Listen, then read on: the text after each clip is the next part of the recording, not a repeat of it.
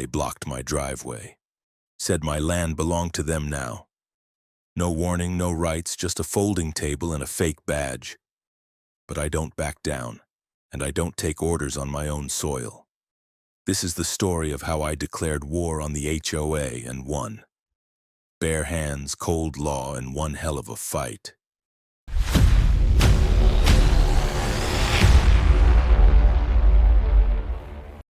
They say owning your land in Texas makes you a king. Guess no one told that to the folks over at Rosewood HOA.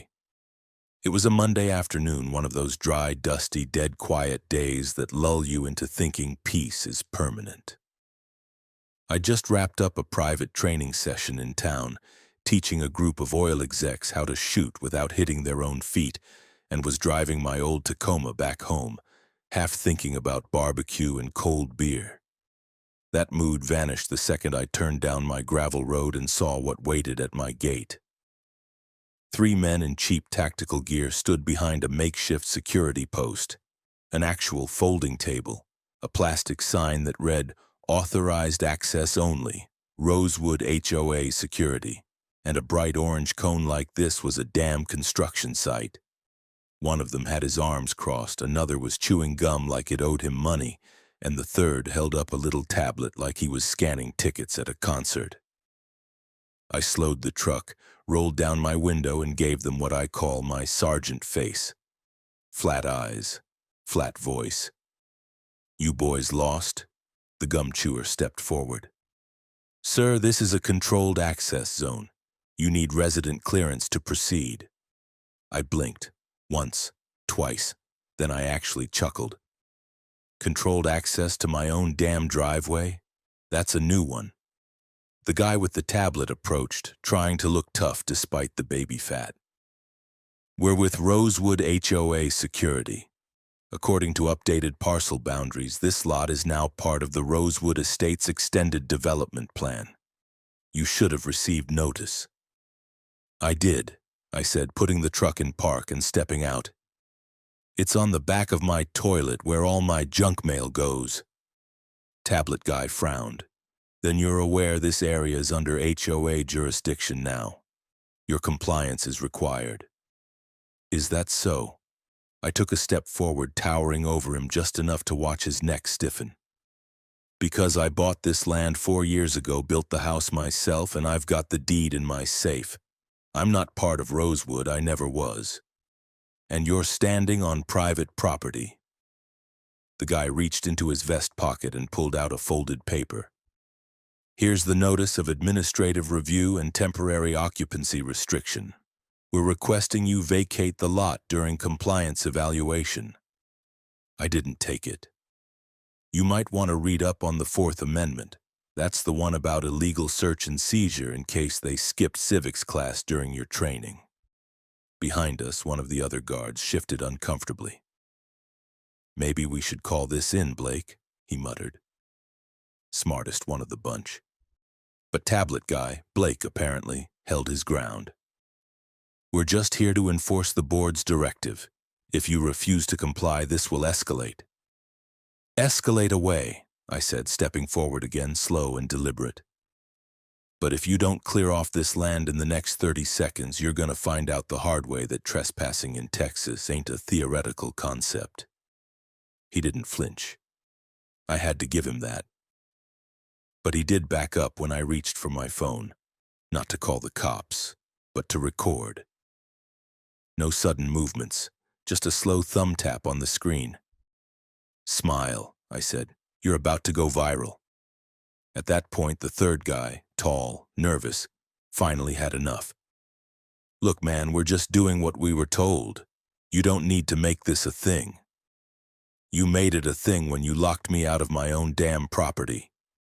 They exchanged glances, realized I wasn't bluffing, and slowly stepped back.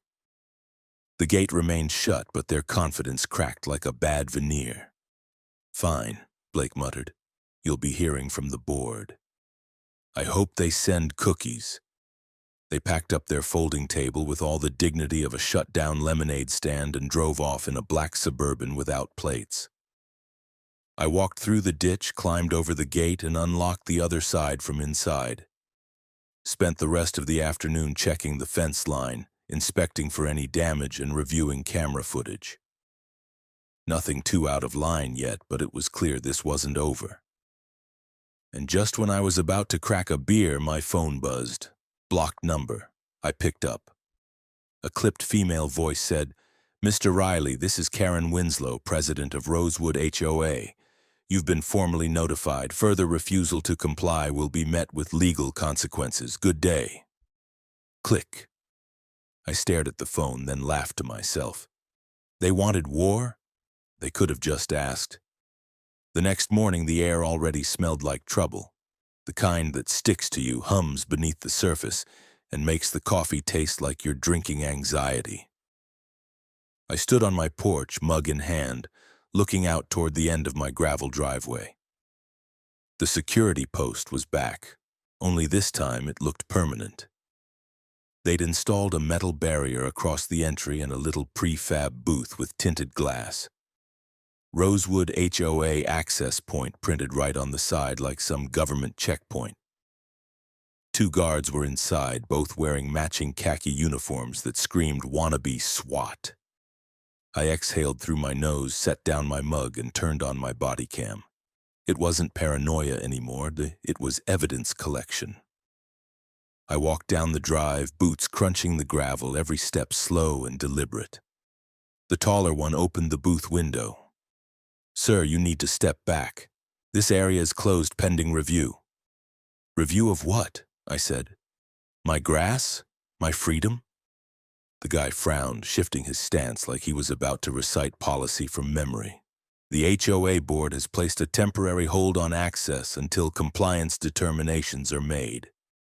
"Here's my determination." I kept walking. "Sir, you're trespassing on restricted land." I laughed so hard it startled him. "Buddy, this land's mine. That booth you're sitting in, that's my dirt under your chair." He started to raise his radio, but before he could speak into it, I stepped forward, grabbed the metal chain locking the barrier, and yanked. The weak little padlock snapped open like a toy. The barrier clanged down. Both guards jumped back like I'd tossed a grenade. "Congratulations," I said. "You're free to leave before I start charging rent." They backed off, but kept their radios up, whispering into them. Within minutes, I heard the familiar whine of police tires rolling up the road. 2 county cruisers, lights flashing. The first officer out of the car looked barely old enough to shave. "Sir, step back, please." "Morning, officer," I said evenly. "You're here because these gentlemen think my driveway belongs to their homeowners association." The older cop beside him sighed like he'd seen this play before. "Mr. Riley, just take a breath. We can sort this out civilly." "Oh, I'm civil," I said, motioning to the camera on my vest. "I'm also on my own property. You can confirm that with a quick look at the county GIS map. You got signal out here?" The older officer exchanged a look with the rookie, who shrugged and pulled up a tablet. A few taps later, he frowned. He's right, sir. The parcel's separate from Rosewood boundaries." The HOA guards were whispering urgently now, gesturing at me. "He assaulted property," one of them shouted. "He broke the barrier." I turned the camera toward him. "You mean the barrier you installed without my consent on my land?" The older officer raised a hand. "All right, everyone calm down. We're not arresting anyone." That's when a black SUV screeched to a stop at the end of the drive. The passenger door opened and a woman stepped out. Late 40s, designer sunglasses, blazer that probably cost more than my truck. I didn't need an introduction. The haircut said it all. "Mr. Riley," she called, striding forward.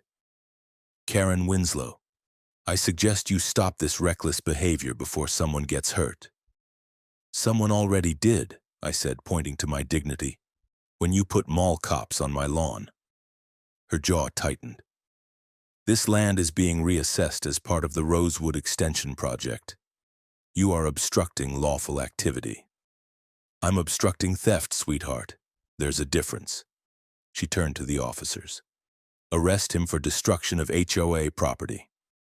The rookie actually hesitated. Ma'am, this isn't... The older cop held up a hand. We'll handle it. Then he turned to me with that tired, bureaucratic sympathy I'd seen 100 times in the Marines. Sir, we're going to have to ask you to come with us until this gets sorted. It's temporary. Procedure. I stared at him. You're arresting me for standing on my own land? He looked pained. We just need to de-escalate the situation. Fine.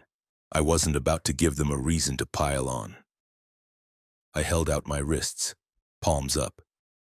Make sure the camera's rolling, boys. This one's for the highlight reel. They cuffed me gently, escorted me to the cruiser. Karen watched like a queen overseeing the capture of a rebel. I gave her a small smile through the window. You're gonna regret this photo op.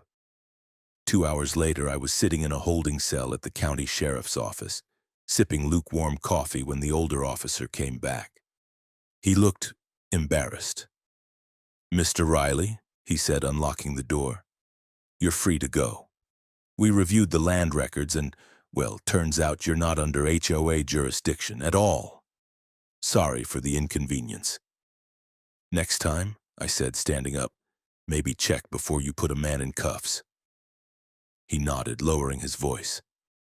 Between you and me, Karen Winslow's got friends in high places. This whole thing smells political. I collected my belt, my phone, and my pride from the evidence counter. As I walked out into the sunlight, I looked straight into the security camera over the door. Round one's over, I said quietly. Let's see how they like round two. When I got home, the first thing I did was check my cameras. The footage from earlier was gold. It had everything.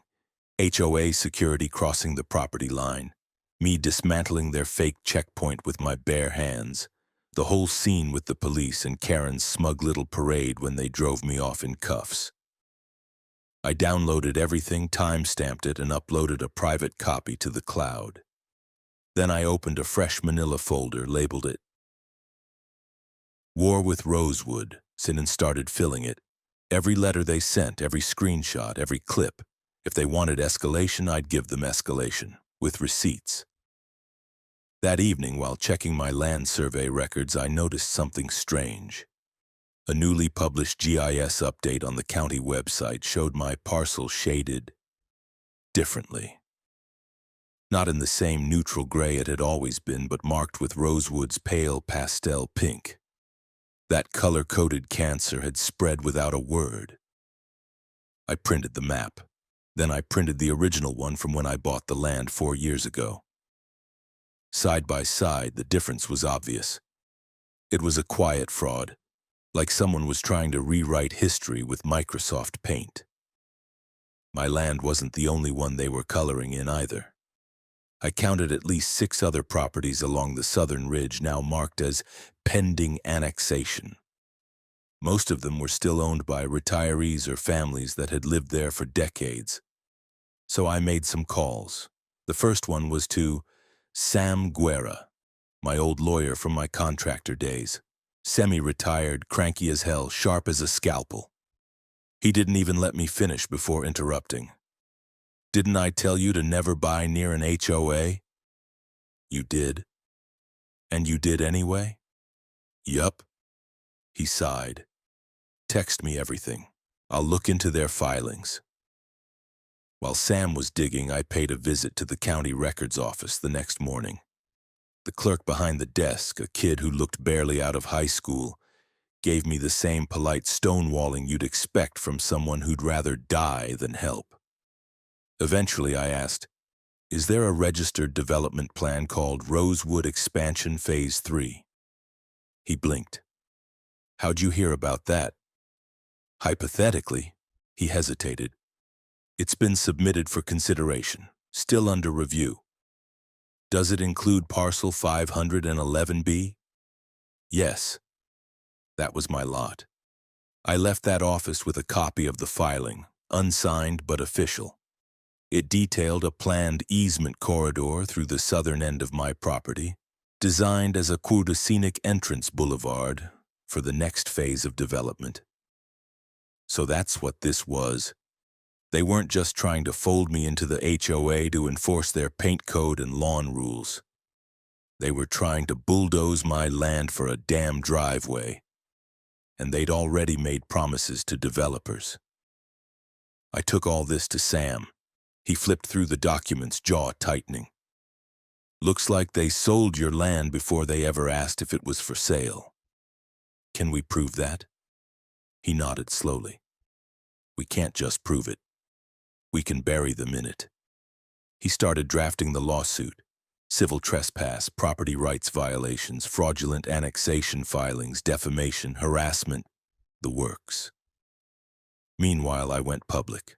I cut together a tight 3-minute video. Footage of the checkpoint, the arrest, the updated parcel maps, Karen's voice on speakerphone. I uploaded it with the title, HOA tries to steal my land. Welcome to Rosewood. Within 12 hours, it had over 50,000 views, and that's when the emails started pouring in. Same thing happened to my brother in Arizona. My HOA built a fence through my backyard. We're fighting a lawsuit right now. They tried to fine us for hanging a flag.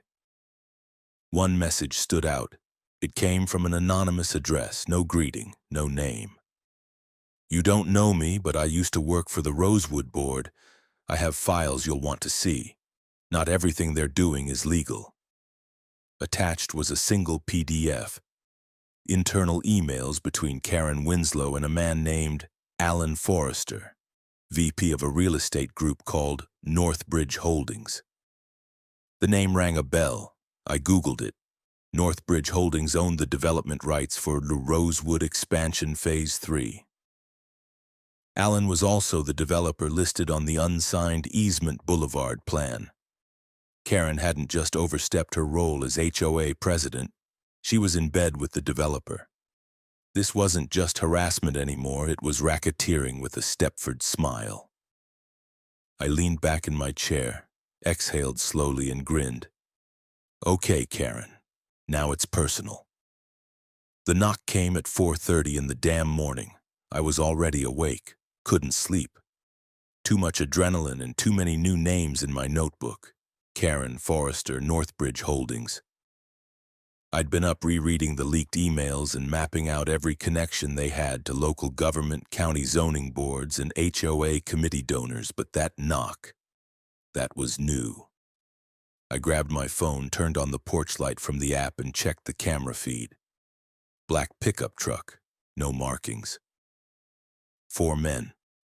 One of them held a clipboard, another had a crowbar, and 2 wore tool belts. I opened the front door without turning off the deadbolt and called out through the screen. You fellas delivering a coffin or just lost? The one with the clipboard raised his voice. We're here on behalf of the Rosewood Homeowners Association. We've been authorized to begin preparation for infrastructure corrections. You'll need to vacate the premises during work hours. I laughed. It came out loud and ugly. You brought a crowbar to a land dispute? That's bold. We were told you'd been informed, clipboard guy said, glancing at something. HOA Resolution 459C grants conditional access to development contractors. You're listed as non-compliant. Your resolution is toilet paper where I live. I reached behind the door and flipped the lock. They looked uneasy when I stepped out. Not because I was armed, I wasn't. Just boots, jeans, and a black t-shirt that said, "Private property means private." But I had my phone in one hand, already recording, and I was calm. Too calm for them. You step 1 boot past that gravel line, I said, and you'll be in violation of Texas Penal Code 30.05. That's trespassing, fellas. Crowbar guy shifted his weight. We've got work orders. You've got a long walk home if I let the air out of your tires. That's when I noticed the faint glow of movement behind my garage. I tapped my security camera app and cycled to the back feed. 2 more men were inside my fence, and one of them had a damn sledgehammer. Oh, hell no. I muttered. I didn't even yell. I just turned and walked into my house. 2 minutes later, every motion-triggered floodlight on my property lit up. My alarm system went full blast, piercing sirens flashing LEDs, perimeter breach announcements echoing through mounted speakers. By the time I stepped back out, the 4 men at the front were halfway to their truck, and the 2 behind the garage, trapped inside the fence with the gate automatically locked behind them. I took my sweet time walking around to greet them. They froze mid-step, hammer still raised. One of them dropped it like it burned. "Y'all building a deck back here?" I asked, phone still recording. "Or just committing felony vandalism?" We thought," the other guy stammered. "You thought wrong." I called the sheriff's department from my front lawn while staring these jokers down.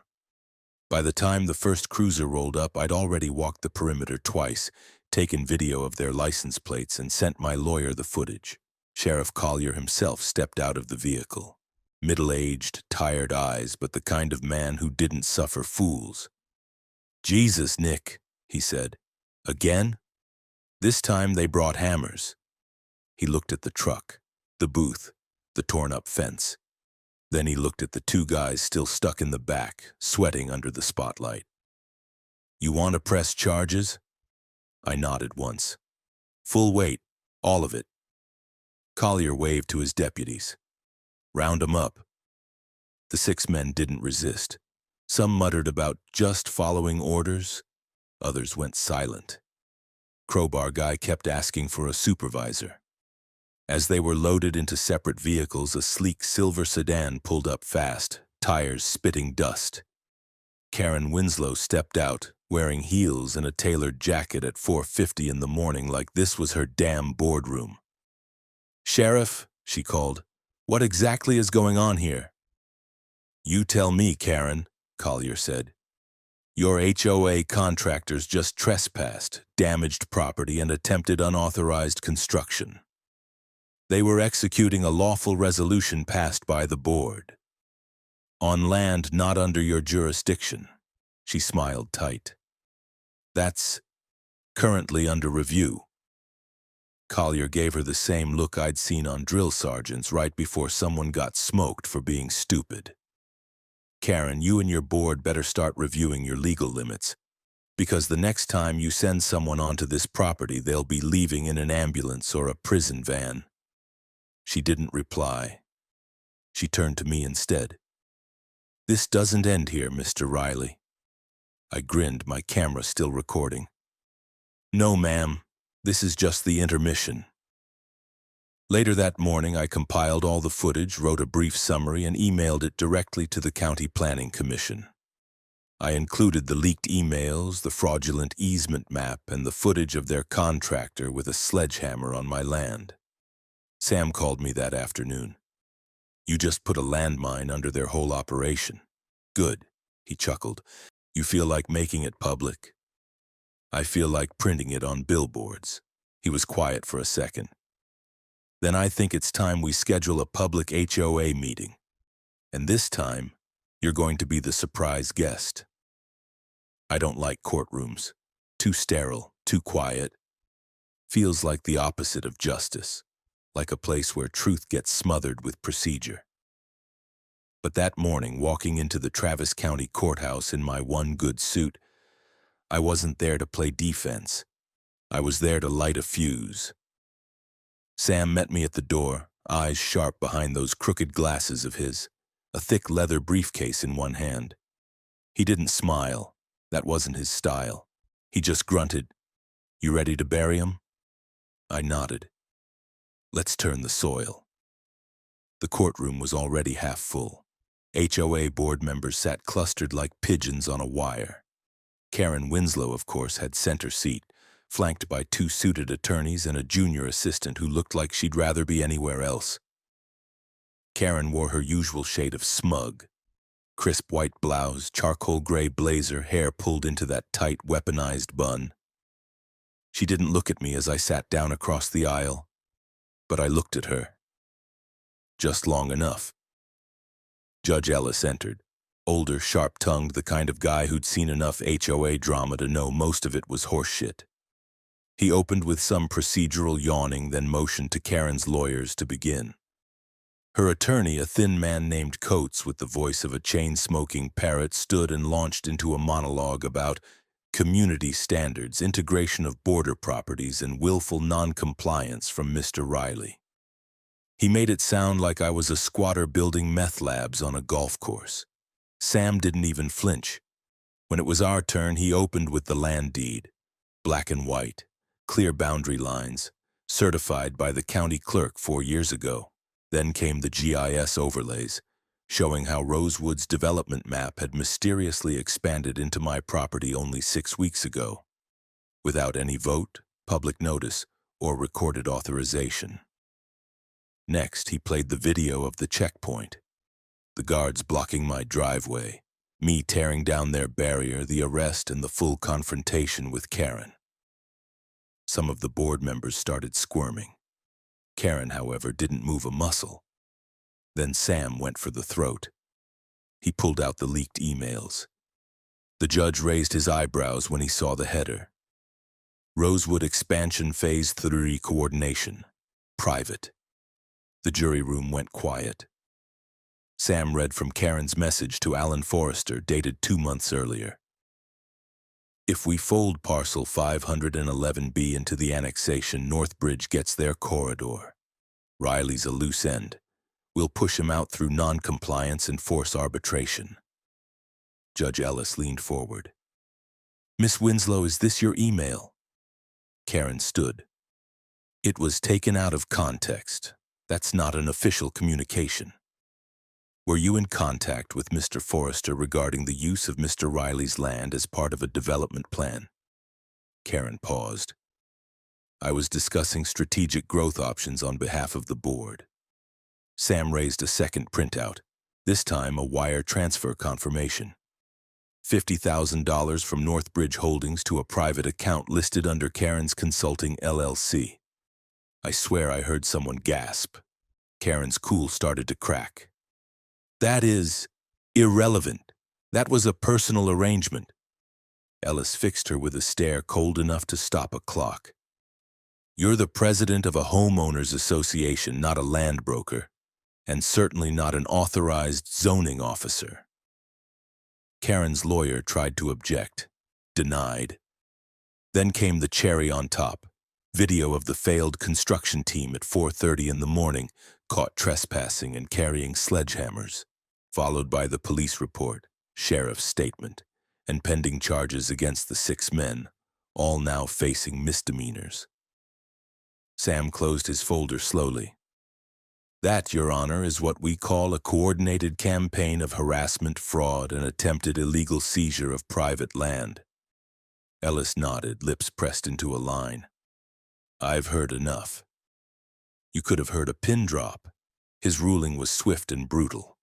All HOA claims against me dismissed with prejudice. Karen Winslow, referred for criminal investigation. The HOA itself, ordered to pay civil penalties for harassment, false filings, and legal costs. Me, awarded $312,000 in damages. Karen finally lost it. She stood up, slammed her palm on the table, and shouted, "This is political. He manipulated the system." Ellis didn't even look up. Bailiff. She was escorted out, ranting under her breath, threatening appeals, lawsuits, investigations. Her assistant followed like a funeral procession. I stood there as board members filed out, avoiding eye contact. Some mumbled apologies, others just looked scared. Sam patted me on the shoulder. Told you, we'd bury them. Deep, I said. Outside the courthouse, a few local journalists waited. One asked me how it felt to win. I looked straight into the camera. I didn't win. I held the damn line. Karen Winslow was out on bail before the ink dried on the ruling. No surprise there. People like her don't sit in holding cells. They sit in wine bars with lawyers on speed dial. But her smile didn't make it to the press conference she tried to hold the next day. I watched the footage on my couch, sipping coffee from a mug that said, "Private land, public shame," a gift from one of my new subscribers. Karen stood stiffly at a podium outside the Rosewood HOA office, flanked by a local PR rep and a visibly uncomfortable lawyer. She tried to spin the whole disaster as a misunderstanding rooted in procedural confusion. But the reporters weren't buying it. One of them even asked, "Was it also a procedural misunderstanding when you approved sending contractors onto private land with demolition tools at 4 in the morning?" Karen's face twitched. Her lawyer cut off the conference 30 seconds later. The fallout came faster than anyone expected. First, Rosewood's development partners began jumping ship. Northbridge Holdings scrubbed all references to Phase 3 from their website. Their PR department issued a statement saying the project was under internal review and no longer aligned with their corporate vision. Translation: they were running from a scandal like it had teeth. Then came the on-board resignations. One by one, members of the HOA Council started stepping down for personal reasons, even those who'd smugly voted against me at the start. Some did it quietly, others with dramatic Facebook posts.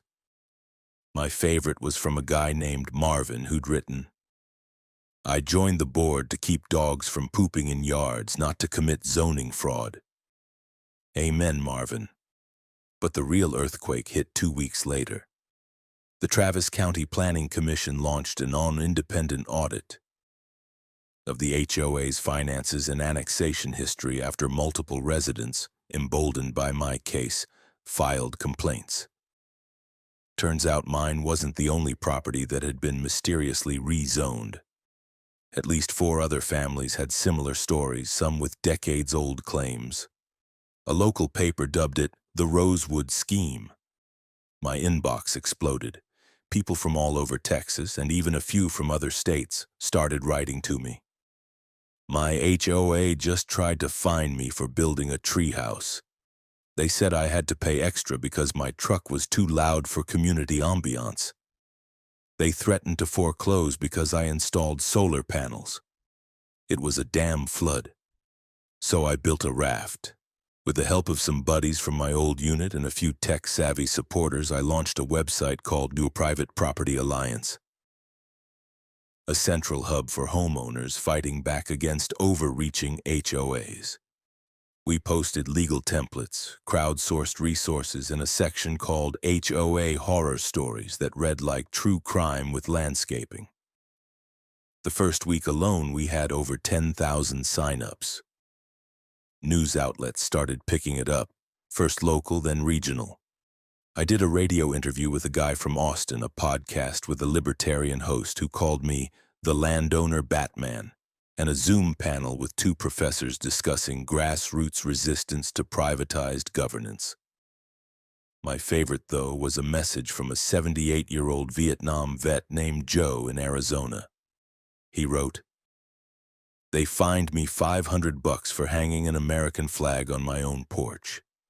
After your video, I told them where to shove it." That message hit me harder than anything else, because this wasn't just about me anymore. It wasn't about fences or gates or HOA logos on cheap polyester flags. It was about people who'd been cornered for years finally realizing they weren't alone. Karen's criminal case moved forward. Last I heard, she was negotiating a plea deal. Word was they were offering her probation in exchange for testifying against Forrester and Northbridge. The DA wanted the big fish. Good. Let them eat each other alive.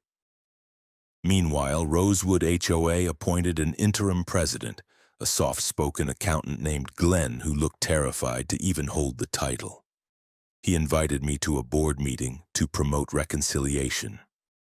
I sent him a fruit basket with a note that said, "I reconcile just fine from my porch.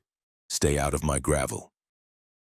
Things quieted down for a while after that. My land was secure, my lawsuit closed, and my security cameras had a lot less drama to capture. But I kept the signs up, 2 big ones posted on either side of my driveway. Private property.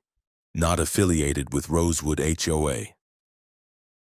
Trespassers will be filmed, mocked, and possibly interviewed on my live stream. 6 months passed. Texas spring rolled in like a lazy punch. Warm, dusty, and full of wildflowers pushing through cracked clay. My land looked good. The grass was green where I let it be, bare where I wanted it bare. My gravel was still mine. My porch still creaked under the weight of real freedom and cheap folding chairs. I was drinking coffee one morning barefoot, reading emails from Private Property Alliance members. Some guy in Florida had just sent over footage of a drone he launched to chase off HOA compliance agents measuring his fence. I laughed so hard I nearly choked on my toast. Then I heard the crunch of tires on the driveway. Not aggressive, not frantic, just careful. I turned toward the gate, curious. A silver sedan, same one I'd seen before. She still liked that car. Karen Winslow stepped out, alone. She wasn't in one of her blazer-armored power suits, just jeans, a windbreaker, and sunglasses.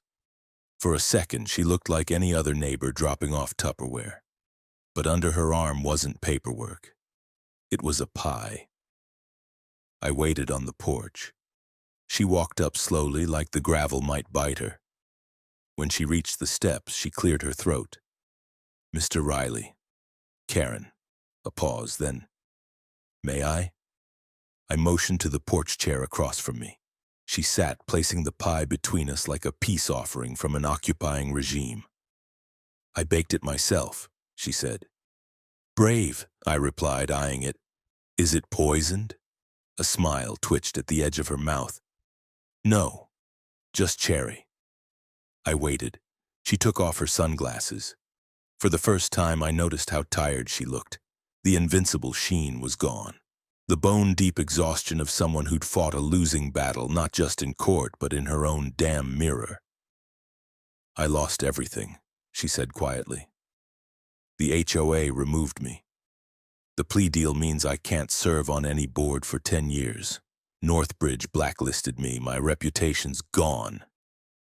I didn't say anything, just took a sip of coffee and let the wind do the talking. "I came to say..." She trailed off. "I came to say I was wrong." I turned to her. "About what, exactly?" She looked me in the eye. "About everything. The land, the authority, the tactics. You weren't the problem. You were the only one who said no when we all got drunk on power." I raised an eyebrow. "And the armed contractors?" She winced. "Unforgivable," I nodded. "Good, long as we agree." Silence again. Not uncomfortable, just full. After a while, she said, "I heard you're working with City Council now on homeowner rights legislation." I smirked. "They needed someone who understands fences." She chuckled, soft and real. "You were always more dangerous with words than with weapons." I tilted my head. "Karen, I once took apart a checkpoint with my bare hands." "Exactly." We sat like that for a while. Just two people who'd once tried to ruin each other's lives, now sharing the same dusty morning air. Eventually, she stood up. "I'll be going." I looked at the pie. "You leaving this?" "If you want it." I nodded. "Thanks. I'll have it with whiskey later, for balance." She gave me a look, half grin, half apology, and turned to leave. At the gate, she stopped. "You know," she said, "I used to think power meant control. Now I think it means knowing when to leave people the hell alone." "Welcome to Texas," I said. She drove off slow. I sat back in my chair, birds chirping somewhere above me. Reached for my phone, opened the Private Property Alliance inbox, and started typing up a post titled, "The Day the HOA President Brought Me Pie." I figured people could use a laugh.